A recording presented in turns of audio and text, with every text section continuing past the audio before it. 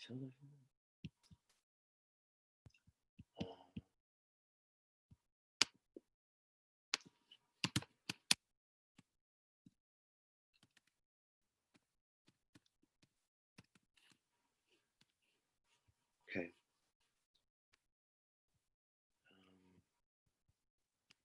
My hosts are my spreadsheet.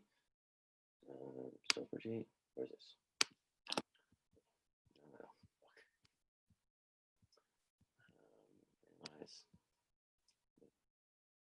Minimize. Okay. Dave DeBoer.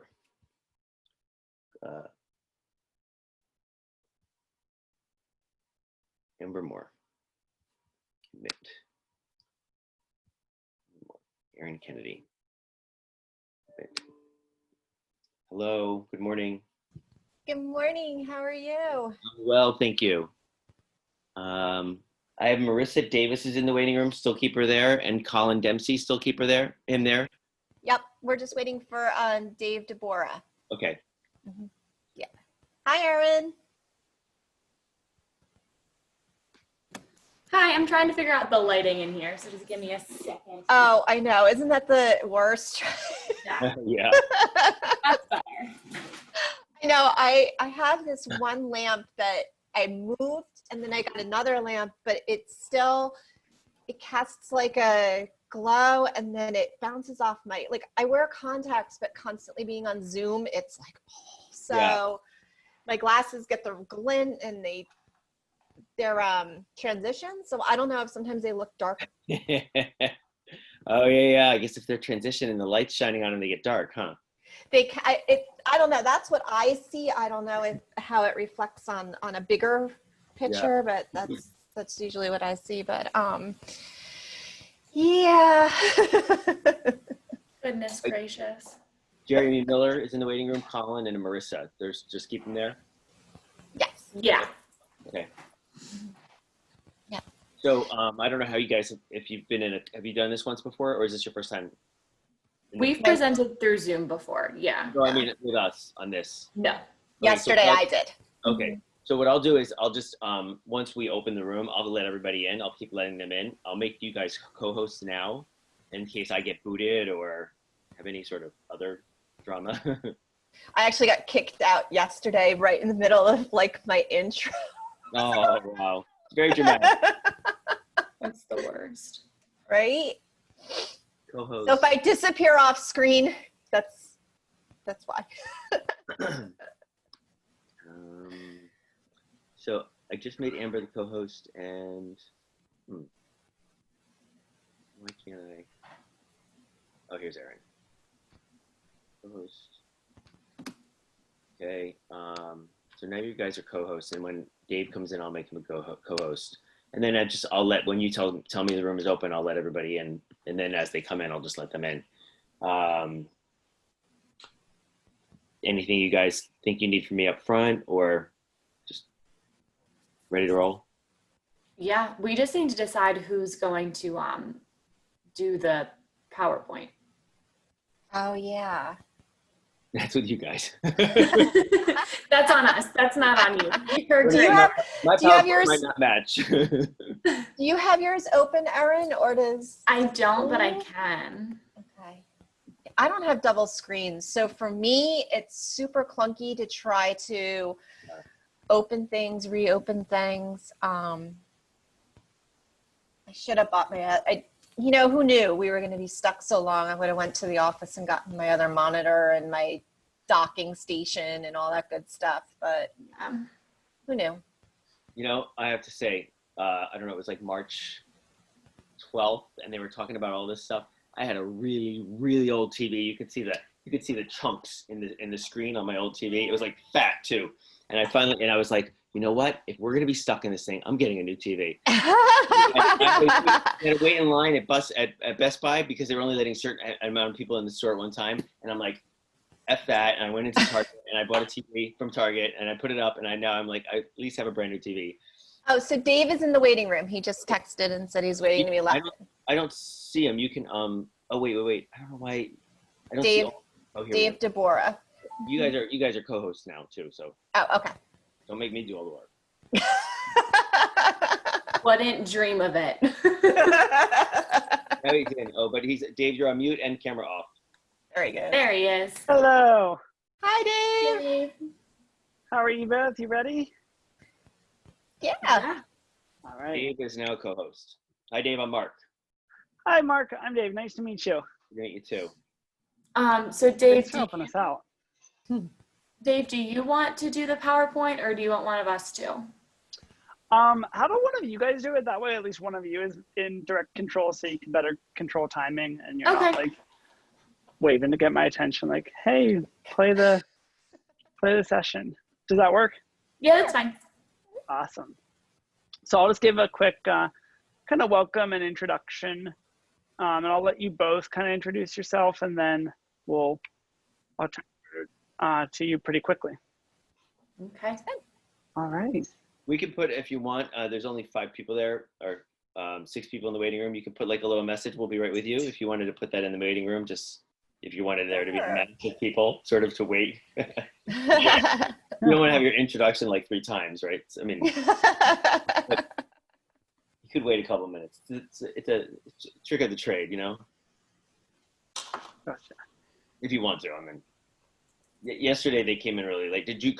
Was the keynote a little long? Yeah, it ran Does out. it go over a little? That's Yeah. what we figured. Yeah. I know. I hopped out when they were doing the second McGeever Award. I'm like, oh, you know what? I need to hop out. So it was good. All right. I think if you both are ready, I think we can start letting people in. I'll defer to you two. Okay. Yeah. Go for it. Let's do it.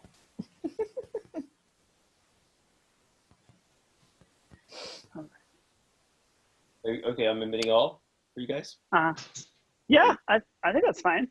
Yeah. Let's just roll with it.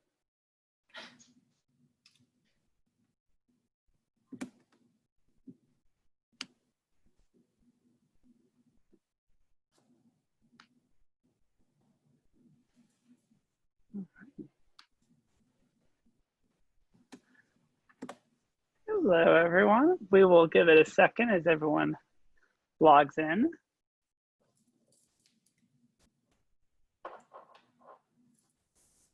So good to see so many people excited about advocacy this morning. If you want to and you're comfortable, feel free to turn on your video, but if not, no worries.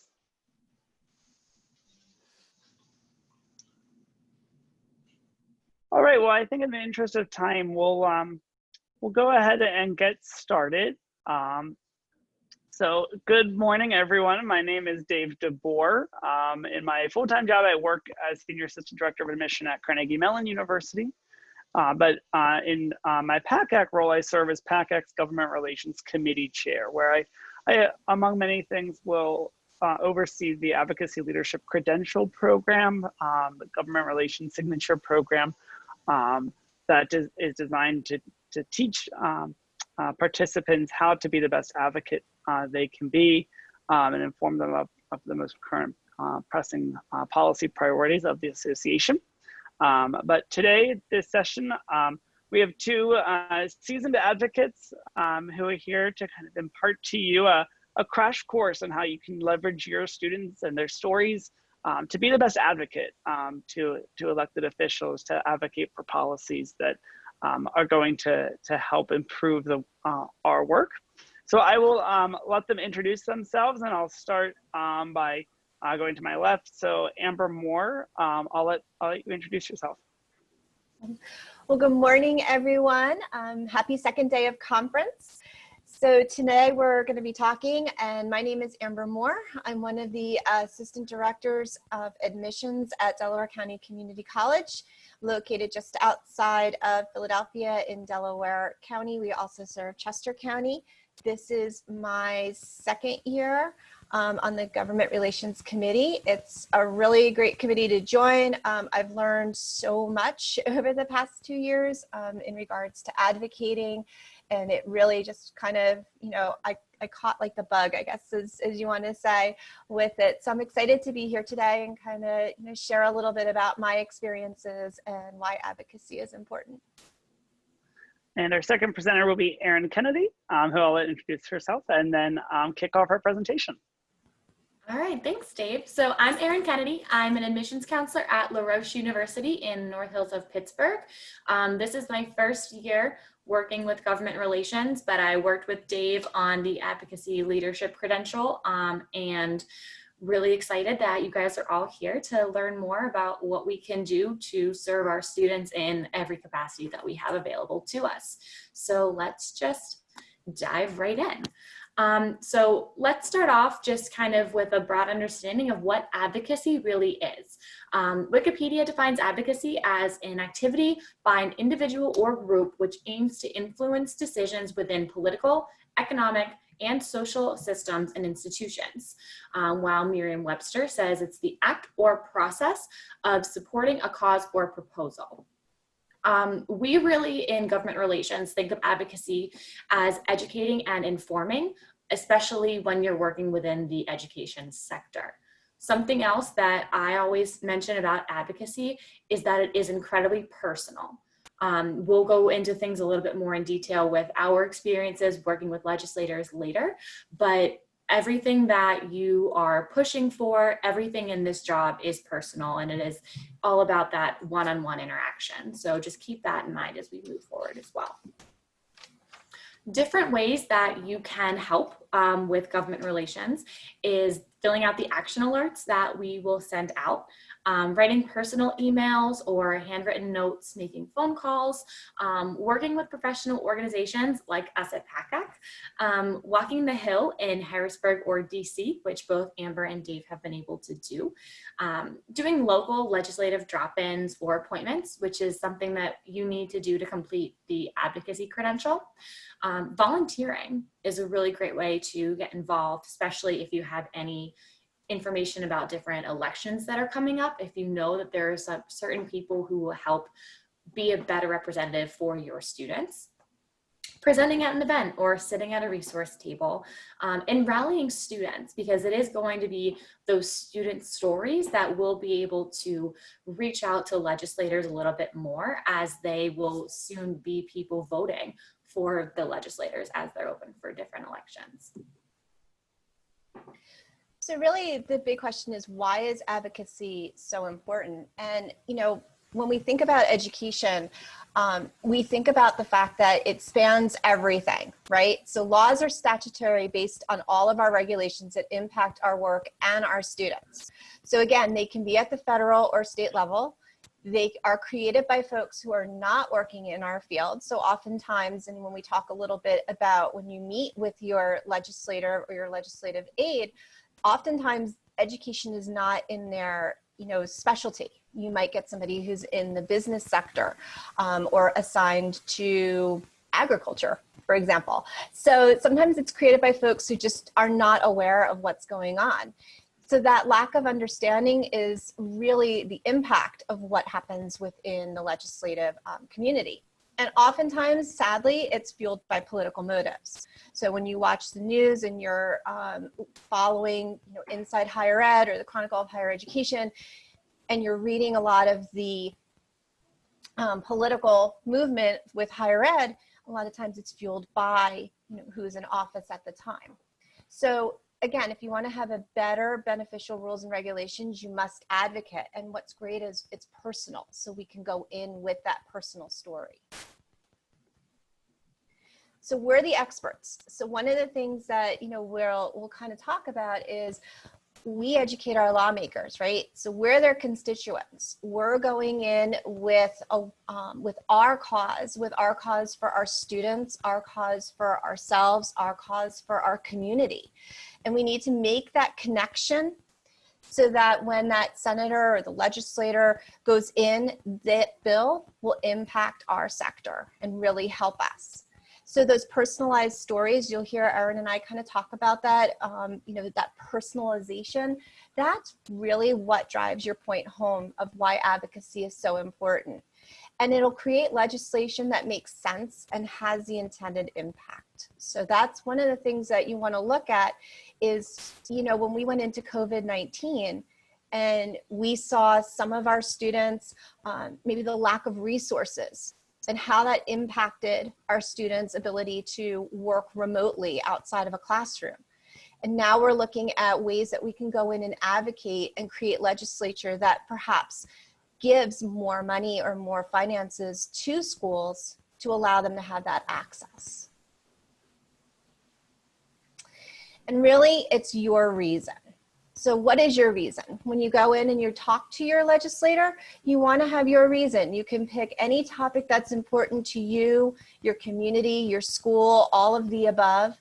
Maybe it's access to education. So that example about having that laptop for remote learning, the affordability of attending a higher education institute, fairness, equity, transparency, opportunity. All of these reasons are important, and it's what's impacting you. So when you're reading all of these articles or you're seeing the news, there's something that's in you that's kind of sparking. That's your reason, that's your cause. And that's why that advocacy piece is so important to go and talk to your legislator about that. So what does advocacy look like? It's really important to remember that every meeting that you're ever going to have with a legislator will be very unique. On top of that, you want to make sure that you are flexible and knowledgeable and quick on your feet, because not any meeting is going to be the same. We also really want to keep in mind that you don't want to shoot from the hip. If someone asks you a question and you don't know the answer to it, it's a great resource to connect with them later on. So don't feel like you have to have an answer for everything. And another really important thing, as Amber mentioned, it normally is very political, but education in and of itself is bipartisan, or at least it should be. So if you are not aware of what we kind of referenced a little bit yesterday in some of the sessions, we are really pushing for the new 250-to-1 counselor to, or student to counselor ratio in our schools in Pennsylvania. So this is just a heat map, which can show you exactly how many students are to each counselor in these different counties that are laid out. So me, for example, I grew up in Pittsburgh and Allegheny County, which is right here. So you can see, even in Allegheny County, it's about 500 students to one counselor. And so that was one of the things that I spoke about. And I really, in my meeting, kind of referenced my own privilege. I was very fortunate to grow up in a home with parents who not only went to college, but both worked in colleges. And I was able to go to a private school. So I myself really, growing up, I had every opportunity. But when I started working as an admissions counselor and I was working with first-gen students and underprivileged students, I started to understand how badly students need more access to their college counselors or their school counselors, and moving forward, how important access and equity is to these students. So this is just another chart that shows how people's earnings will change based on what they have as far as a degree goes. So obviously, the higher degree you have, the more money that students will earn. So as they're going through life, this is just one more way to really break through. And education really is the main way to create equity amongst everyone in the world. So some of the current topics that you may be asked about when you go in to talk to your legislator or your legislative aide is obviously, first and foremost, is coronavirus. That's high on everybody's list, especially what will schools look like come the fall? What is your district doing in the fall? Do they have an idea of how they're going back in the fall? The Congressional Review Act, the DACA Dreamers. Last week, we had a great win with the Supreme Court for DACA and the Dreamers, but that's still there. I mean, it is still, you see it, you read it, they had a terrific win, but you're still there for them, and you're still going to be fighting for, other equity and access for them as well. The Department of Justice investigation, titles,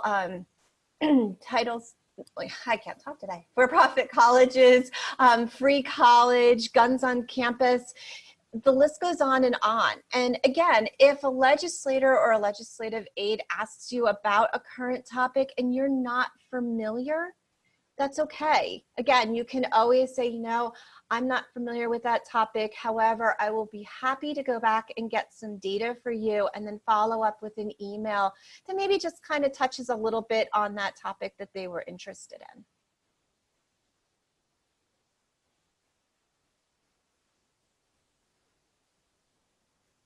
So we have some scenarios that we'd like to talk to you a little bit about the types of legislator or legislative aides. And, I was thinking about this. We mentioned legislator and legislative aides. Oftentimes, a legislator might not be available to speak with you, so you might be talking to one of their aides as well.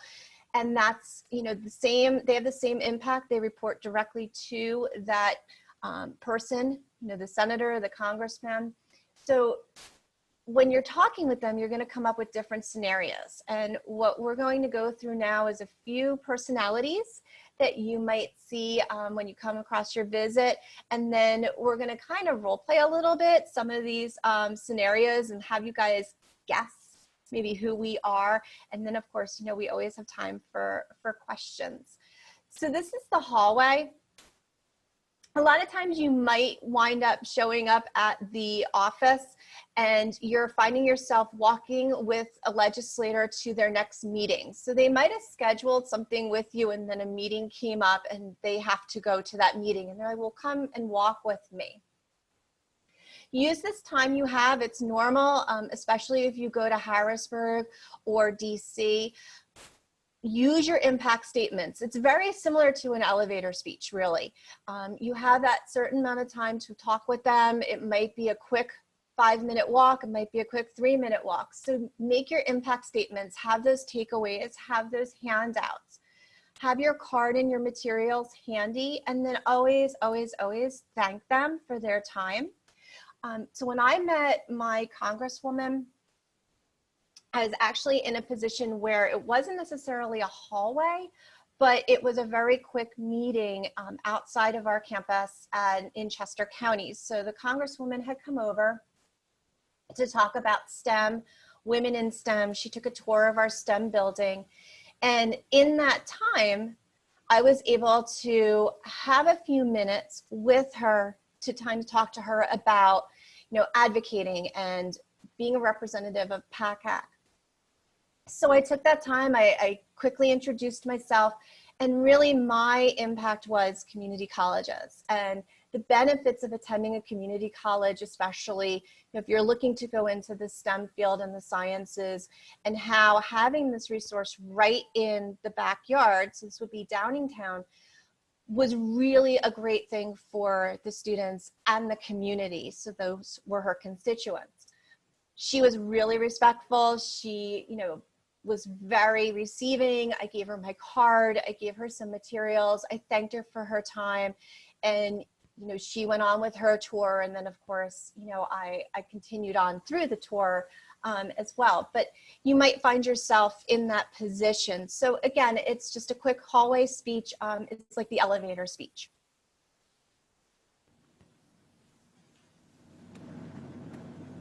So another official, this is, I think, the one everybody hopes for, is the friendly official. So this is someone that will fully support your reason. If you have the time to do the research on what kind of legislators are in your area and you find someone who is very strong in education, they're going to be a great resource for you because they will always, always want to be working with you to help the students as well. It's really helpful because you'll be on the same page and you'll be able to reinforce your stance. The dialogue here, your conversation might be a little bit deeper because the knowledge is already there between the two of you. And you should also be able to provide compelling data or student testimonials to leave with the official to continue their use in rallying their support. And they'll also be able to help you find other people that will have the same stance that will want to work with you. So this is the official that I was able to meet with last year. And her name was Senator Williams. She actually was one of the people who works in the North Hills of Pittsburgh, which is where LaRoche is and where most of my students come from. So I came to her with student testimonials from not only the students who were turning 18 who were going to start to vote for her, but also the parents. So it was really helpful to talk to her about the counselor ratio, because especially if you're not familiar with Pittsburgh, there are so many students and there's a lot of options that they have. So something else that we really talked about was the affordability and how a lot of students didn't necessarily have the opportunity to sit down with someone, and how in my role, I really became a counselor for them, not only through the admissions process at LaRoche, but through the college experience in general. And this was something that was incredibly helpful because, again, when you tell a story, you're not marketing. We all know that lately when you go to college fairs, these groups of students, this Gen Z student, they don't want you to market to them. They want to hear a story. And so a lot of times we do end up telling stories about our students' successes and our students' hardships and how we as counselors are working with them to help make sure they have the best experience that they can. And because I was going to Senator Williams with all the help and all the stories from her constituents in her backyard, that was a big reason why she was so receptive towards me.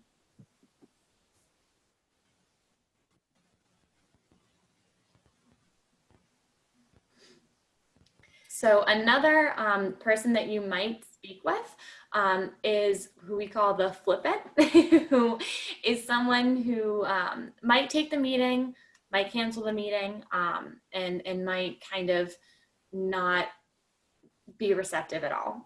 So the common thing is, okay, I'm not on that committee, so what do you want me to do about it? And this is another really good opportunity to educate someone.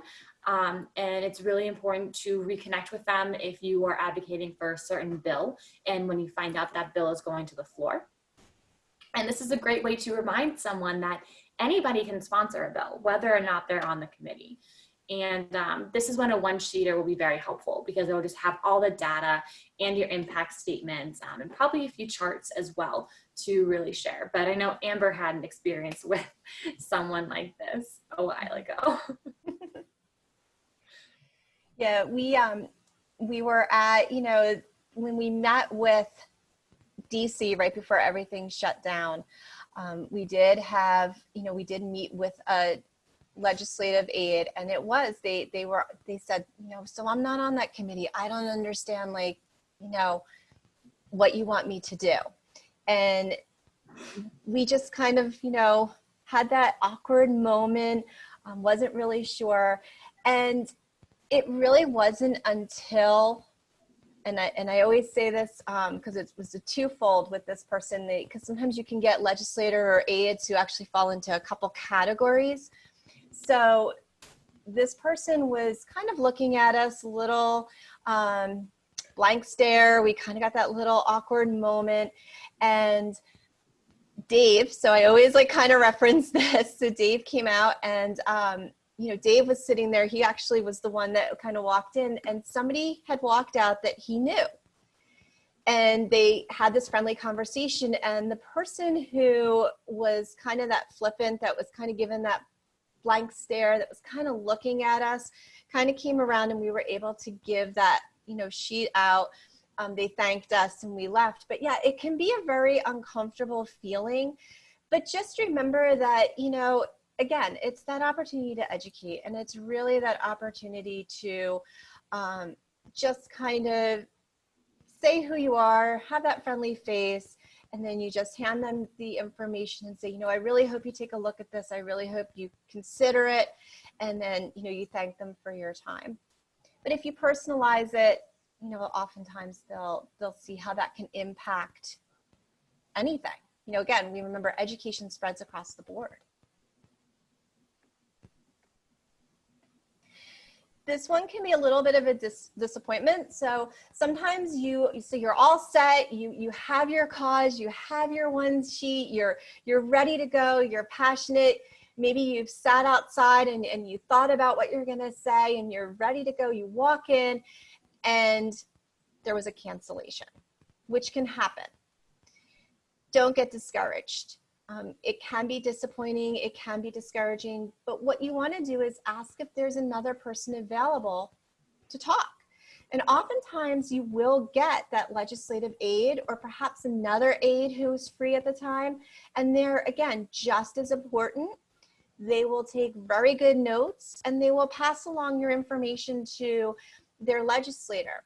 And really, you're now educating someone else and you're sharing your passion and you're leaving that field so that legislative aide can come back and say, you know what, I had this meeting, it was with, you know, Amber Moore from Delaware County Community College. She was sharing all these passionate stories about the students that she's worked with, and they were writing that down. That it's infectious, right? Your enthusiasm, your advocacy can be infectious.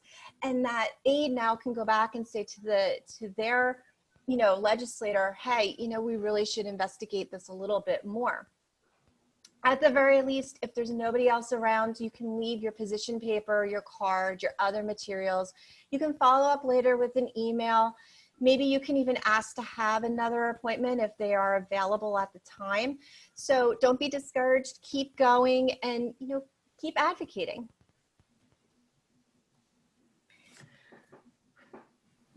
So the skeptic is kind of almost that same as the flippant. Sometimes you will run into a skeptic. Maybe they're like, well, you know what?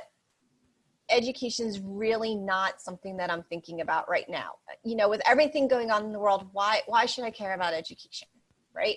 So a lot of times you'll find that when you talk to this person, they think that the funds, the time, it's better off spent elsewhere.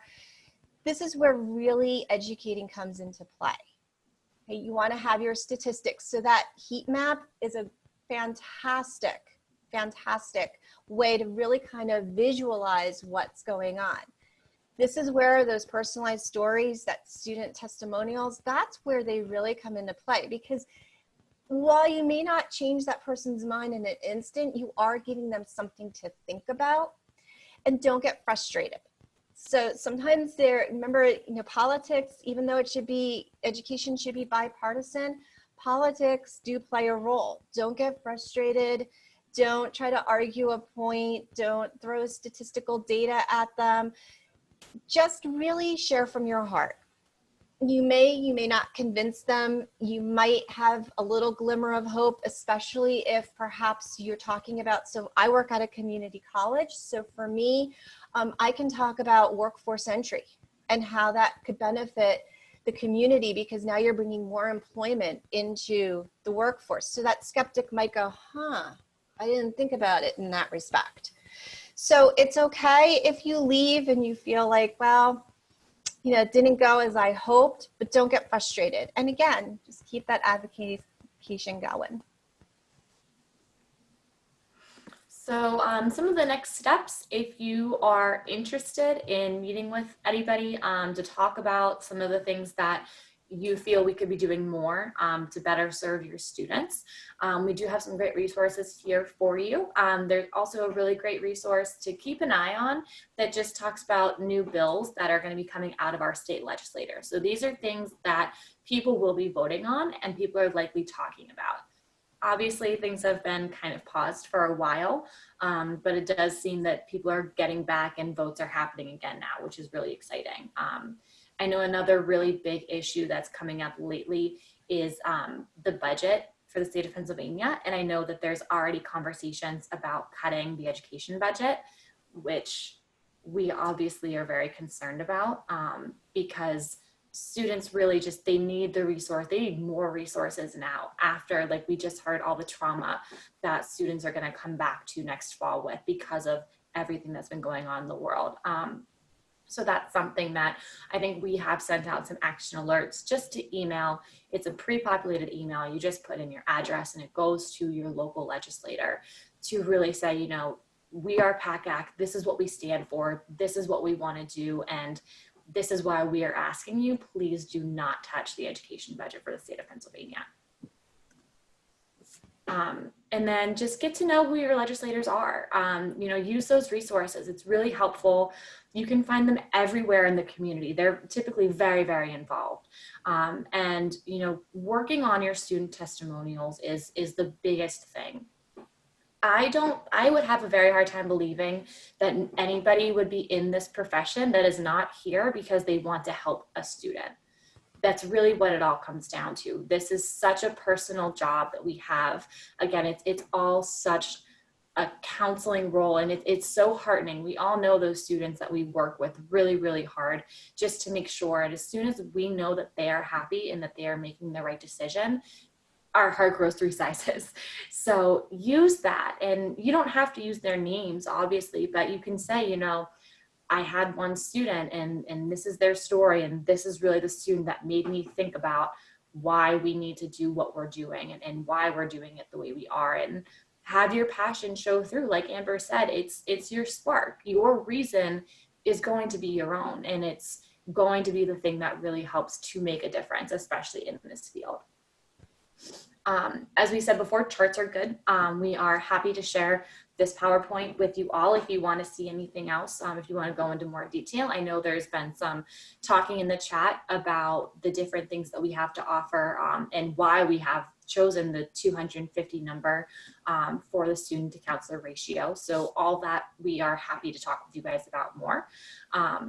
And make sure you're memorable. That's another reason that really talking about your students, especially to the local legislators, it's going to be very, very helpful moving forward. So again, just a few takeaways. So remember, you're the expert, right? You're picking, you're in this every day. We're in the thick of it. We work with students, we meet with students, we chat with students, we chat with families of students, we chat with our neighbors. You know, we're out there, and you know, so we're the experts, and you know, you're the voter as well. That's the biggest takeaway as well. And you're the reason and your cause. It's important. Your time, their time, it's valuable. Make sure you follow up. You can just send a quick email follow-up. Thank you for your meeting. Make sure that you kind of reiterate a little bit about why you were there, just a few touch points. Never ever shoot from the hip. So go in, be prepared. Again, it's okay to say, I'm not familiar with that, or I don't know, but I can certainly follow up. And then when you do follow up with that email, include that. So, you know, I remember you asked a question and I wasn't aware of the answer. Well, I found that answer. Here's, you know, an attachment that kind of shows a little bit of the statistics or a little bit of a chart. Be a good resource and always encourage others. So, you know, we're here today because we want to encourage you to also get out there and advocate and, you know, look at it. It can be a little intimidating. I mean, you know, when I was in DC, that was the first time, you know, I was actually in the offices. So I've never, you know, walked through the Senate building or the House of Representative buildings. And when I first walked in, it was a little intimidating. I gotta say, I was taken aback. You know, you see those plaques on the wall and you're walking into these offices. And honestly, when I walked in, you know, pretty much everybody greeted you with a smile. How can we help you? And I think, you know, you start to feel like these are people too. You know, they might have children in school, or they know somebody who has children in school. They know somebody who's maybe going through the college experience right now, or living through the COVID-19 and had to switch on an impact. Pivot has been the theme of, you know, these past 2 days. They had to pivot. And whether they be teachers, students, administrators, college professionals, they're human too. They've also experienced this. So once you start to kind of realize that they are also a person, then that's when, you know, that conversation really begins to flow and you share those stories and you feel more comfortable.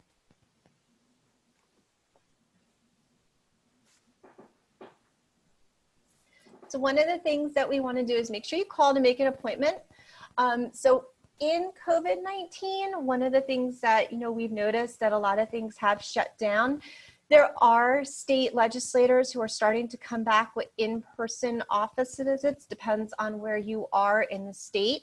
Just call ahead, see what their appointment availability are. If they're not meeting in person, see if you can do a Zoom or a phone call. That's perfectly fine as well. Arrive on time, be prepared. Remember, again, we say this over and over again, you're the expert. Always have your talking points, always have your handouts, and you can always make sure you provide your contact information. Just have your business card handy. And again, that follow-up, and you can do an email. Sometimes it's nice to just have that handwritten note. You can go old school and have that, thank you note, and just, tell them that, we really appreciate your time. And if they ever need anything else in the future, to please reach out. They're happy, we're happy to educate more on a strength that we have.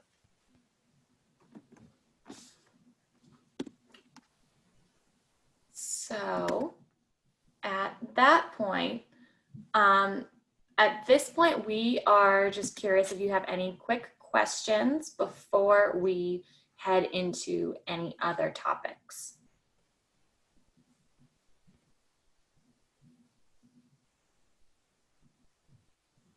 And I do want to let everyone know that I posted in the chat there as Amber and Aaron were leading the session. Specifically, I most recently sent a link to NACAC's policy briefs.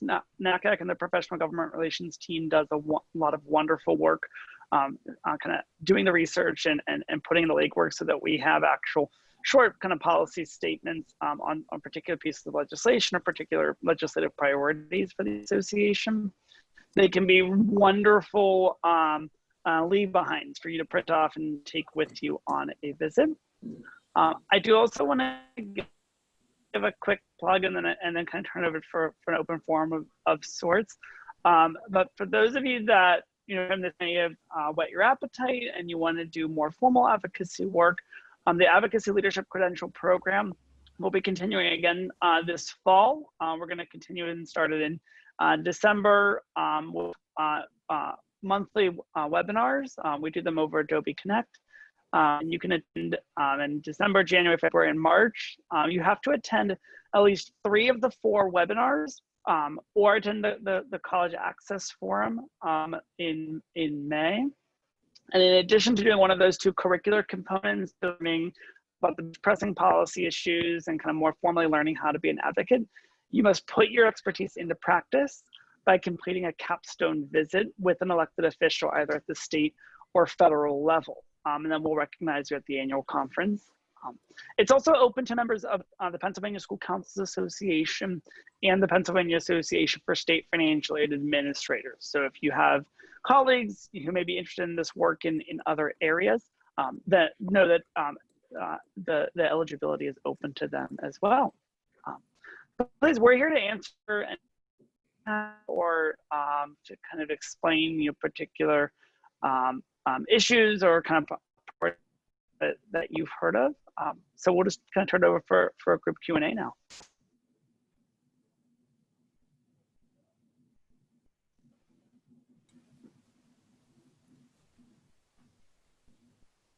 And feel free, if you don't feel comfortable unmuting yourself to ask your question, feel free to use the chat box as you were during the presentation itself. Yeah, Josh. I ask a question. Yeah. First of all, this was great. Thank you. This is great information. So the advocacy group, which starts in December, just because it's something I'd like to become involved in, you kind of go through various scenarios and politics is something that obviously is important, but I have very little patience for, but it's important because anyway, but I want to be able to be more productive and effective, in being able to advocate and be more involved in this. So can you give me just a 2-second glimpse as to what that might look like? Or Absolutely. So the curriculum for the Advocacy Leadership Credential Program starts off with kind of an initial session that introduces the concept of advocacy and really kind of helps unpack the idea that advocacy and and politics, while related, really aren't the same thing. And that advocacy is really about educating. It's about using your expertise and kind of sharing that with the actual lawmakers on the lawmaking side of the equation, and that's kind of separate from the sort of campaign or the electoral politics side of the equation. So once the kind of concept of advocacy and the importance of it's defined early on, the second and third sessions focus respectively on contemporary post-secondary issues and contemporary secondary school issues, so that you have kind of the most pressing priorities or challenges that you can use. And then I help start to identify anecdotes from the students you work with to actually have particular points to advocate for. And then the final session is a session very similar to the session that we just went through today, which again is designed to teach you how to take everything that you learned in the first 3 sessions and put that into practice for your capstone visit as well. It's also free to earn. I should mention that. I probably should mention that at the start of my pitch for the credential too. And so the important thing to remember when advocating is we don't take political positions or stances. You know, we're willing to work with elected officials from both sides of the aisle, or independent members as well, as long as, you know, they're willing to kind of be receptive and have an open mind to why these issues matter. Some of the best conversations I've had have been with Republican members and their staffs, and some of the most, you know, sort of lukewarm conversations were with Democratic members that I thought would have been really strong supporters for the work as well. So it really just depends, and being able to go in there confidently with your stories as in your tool belt allows you to have these kinds of conversations regardless of political affiliation, regardless of party as well. That was a great point though, Josh. I appreciate you answering like that. And I thank you. Thank you. I'll look for that information when it comes out. And you said December it starts? Correct. Great. Okay. Thank you. Brendan, did you have a question? Okay. All right.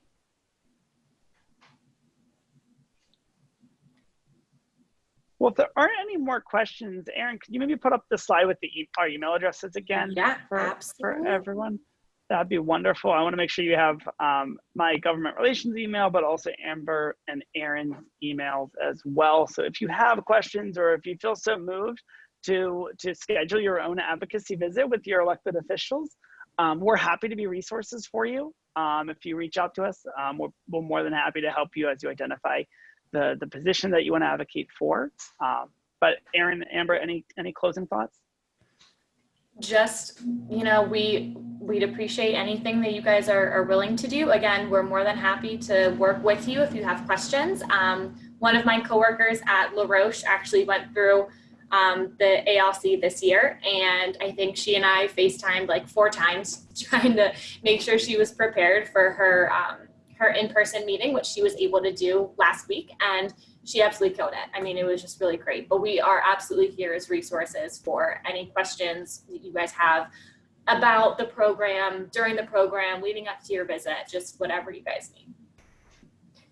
I mean, I echo Erin. I think, you know, I'm here. My colleague also, she still needs to do her visit. I think she's trying to figure out how she's going to do that, my colleague at where I work. But, you know, it's really something that, again, that first time is a little daunting, but we're here, you know, we are happy to walk through some scenarios that you might face. So, you know, we're happy to go through a few of those slides that we talked about, you know, and kind of give you a little tutorial on what would happen if maybe you met up with somebody who was the skeptic, or that, you know, elevator speech. You know, we're happy to set up some time to kind of really guide you along in that process. And then again, once you do it once, you kind of get that, you know, it just becomes something that now you're, you know, it gets in you, and you really, you know, want to get out there and really, you know, show those, you know, show your passion for what you do. Again, thank you to Amber and Erin for sharing your expertise, and for everyone for being a great and engaged group. We'll let you enjoy the break between our next session, but I hope to see all of you at the open forum with Accept at 11 o'clock. And I hope you enjoy the rest of your conference. Bye, everyone.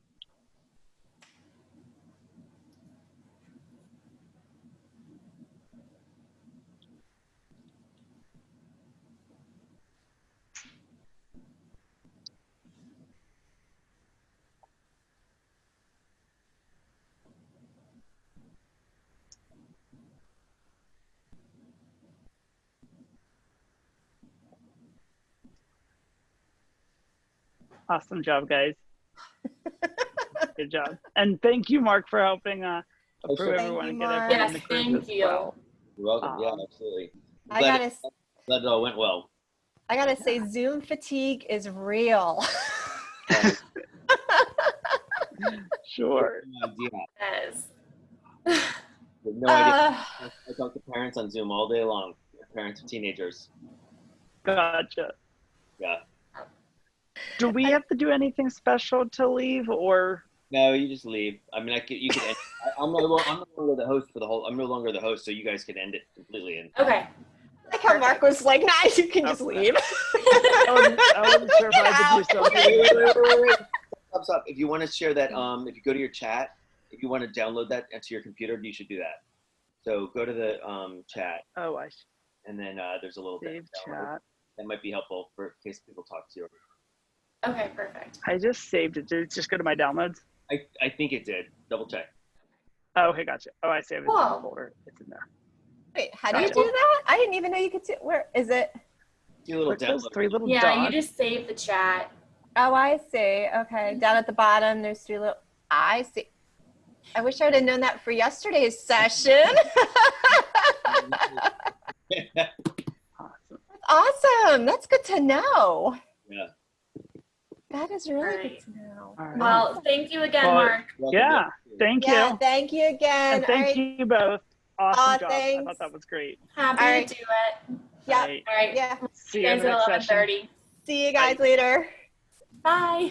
Bye.